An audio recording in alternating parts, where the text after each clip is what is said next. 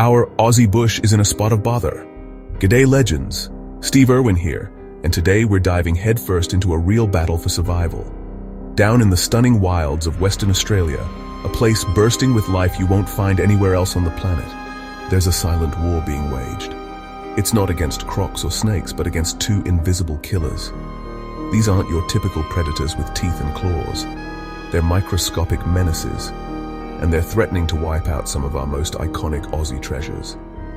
First up, we've got a nasty little blighter called Phytophthora Dieback, a water mold that's like a wrecking ball for our beautiful native plants. Then, as if that wasn't enough to get your heart racing, there's another sneaky villain lurking in our pristine waterways. Alright, let's get down to the nitty-gritty. What is this Phytophthora Dieback thing anyway? People often call it a fungus, but that's not quite right. It's actually a water mold, a type of protist. It looks and acts a bit like a fungus, but on a microscopic level, it's a whole different kettle of fish. It belongs to a group called Mycetes. Phytophthora literally means plant destroyer. This microscopic monster is responsible for one of the most devastating plant diseases in the world. In Australia, the main culprit is Phytophthora Dieback. It's an introduced pest, an invader our native plants have never seen before. Our Aussie plants evolved in isolation for millions of years.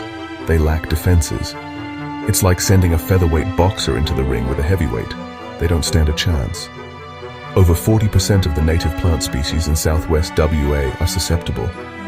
The symptoms are just devastating to see. It starts subtly. A plant might look a bit thirsty, leaves turning yellow or brown. This is because the dieback is attacking the plant's roots, its lifeline for water and nutrients. It basically chokes the plant from the ground up. The name dieback is spot on. You see the plant dying back from the tips of its leaves and branches until it's a gray skeleton. So how does this microscopic menace get around? Well, this is where it gets really sneaky. Phytophthora Dieback has a two-part life cycle that makes it a super spreader. First, it can survive for years in the soil or in infected plant roots as tough, dormant spores called chlamydospores. These little guys are like tiny survival capsules, just waiting for the right conditions. They can sit there, patiently, through hot, dry summers without a worry in the world. The real action happens when the soil gets wet and warm, usually in autumn or spring. That's the trigger. The dormant spores wake up and produce another type of spore called a zoospore. These little beauties have tails, or flagella, that let them swim through water in the soil. They're like tiny, self-propelled torpedoes on a mission to find new roots to attack. Now here's the part that really grinds my gears. The number one way this killer spreads is through us, humans. Mud stuck in the treads of our hiking boots, on the tires of our four-wheel drives, on earth-moving machinery used for roadworks or mining. That mud can be loaded with those dormant spores. We can drive from an infected forest into a pristine, healthy one, and without even knowing it, we've just introduced a deadly plague.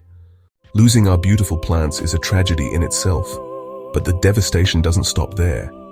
It creates a massive ripple effect that tears through the entire ecosystem. Think of the bush as a giant, intricate building. The plants are the foundations, the walls, and the roof. When dieback comes in and starts knocking out key species like Jarrah and Banksia, the whole structure starts to crumble. The forest canopy thins out, letting in more sunlight and drying out the soil. Many of our unique Aussie critters rely directly on these susceptible plants for their tucker. Take the honey possum, a tiny marsupial that feeds almost exclusively on the nectar and pollen of plants like Banksias. When the Banksias disappear, the honey possums starve. It's that simple. The same goes for our beautiful black cockatoos, like the endangered Carnaby's cockatoo. They have powerful beaks designed specifically to crack open the woody cones of Banksias and the nuts of Murray trees to get to the seeds inside. It's not just about food, it's also about shelter. The dense thickets of shrubs and the hollows in old Jarrah trees provide safe homes and nesting sites for so many animals. Small mammals, reptiles, and birds use the thick understory to hide from predators and escape the scorching summer sun. When dieback wipes out this protective cover, it leaves them exposed and vulnerable. Animals like the chuditch, or western quoll, and the tiny dunnet lose their safe havens. The whole community structure falls apart, and the animals that can't adapt or move on will simply vanish from that area. Alright, So the situation is serious, but we're not the kind of people to just sit back and let it happen, are we? No way. We've got to fight back, and the #1 weapon is prevention. Boot cleaning stations at trailheads are crucial. They're not decoration, they're the front line. Stiff brush at the station, spray bottle with disinfectant, scrub the mud, give them a spray. You can save a forest. Same goes for vehicles. Before bush bashing, clean your four-wheel drive. Pay attention to the undercarriage and the tires. If you've been in a known dieback area, clean before going somewhere new. Clean on entry, clean on exit. That habit stops spores hitching a ride. We're custodians of this land. For areas already infected, we've got other tools. One effective tool is phosphite. It's not a cure. It doesn't kill Phytophthora in the soil. It acts like a vaccine for plants, sprayed onto leaves, injected into tree trunks. The plant absorbs it and boosts its defenses. It helps plants fight infection and survive. Treating large areas is a massive job, but for high-value conservation spots, it can save threatened populations. Just when you thought things couldn't get any tougher for our Aussie wildlife, we've got to turn our attention from the forests to the streams. While our plants are fighting for their lives against dieback, another microscopic monster is waging war on a different front. This time, the victims are our amazing amphibians, our frogs. There's a deadly disease sweeping through frog populations around the world, and it's called Chytridiomycosis. Say that 10 times fast. It's a real mouthful, so most folks just call it chytrid fungus disease. And believe me, it is one of the most destructive wildlife diseases ever recorded. This disease is caused by a tiny aquatic fungus called Chytridium dendrobatitis, or BD for short. Just like Phytophthora, this fungus is an invader that has spread across the globe, likely with a bit of help from human activities like the trade in amphibians. Our Aussie frogs, having evolved in isolation, had no natural immunity to this foreign pathogen. The results have been absolutely catastrophic. Since it was first detected here in the 1970s, it has caused the decline of dozens of frog species. It is believed to have driven at least 6 of our unique Aussie frogs to complete extinction. So what does this nasty fungus do? It attacks the skin of the frogs. A frog's skin isn't just a waterproof jacket, it's a super specialized organ. Frogs breathe through their skin. Frogs absorb water through their skin. Frogs use their skin to regulate the balance of essential salts and electrolytes, a process called osmoregulation. The chytrid fungus infects the outer layers of the skin. There's a protein there called keratin, the same stuff our hair and fingernails are made of. As the fungus multiplies, it thickens the skin, making it hard and tough. To beat the enemy, you've got to understand it. So let's take a closer look at the life cycle of this frog-killing fungus, Chytridium dendrobatitis. It's a bit like the dieback story, with a free swimming stage that makes it incredibly effective at spreading. The fungus lives in the skin of an infected frog inside a structure called a sporangium. Think of this as a tiny fungus factory. Inside this factory, hundreds of new microscopic spores are produced. These are the zoospores. They have a single tail, or flagellum, that lets them swim through water. They are little aquatic assassins. When the sporangium is mature, it releases its payload of swimming zoospores into the water. These tiny spores can survive in the water for a short time, actively swimming around in search of a new host, another frog, even a tadpole. When they find one, they burrow into its skin and begin the cycle all over again, growing into a new sporangium. This whole process can happen very quickly, especially in the right conditions.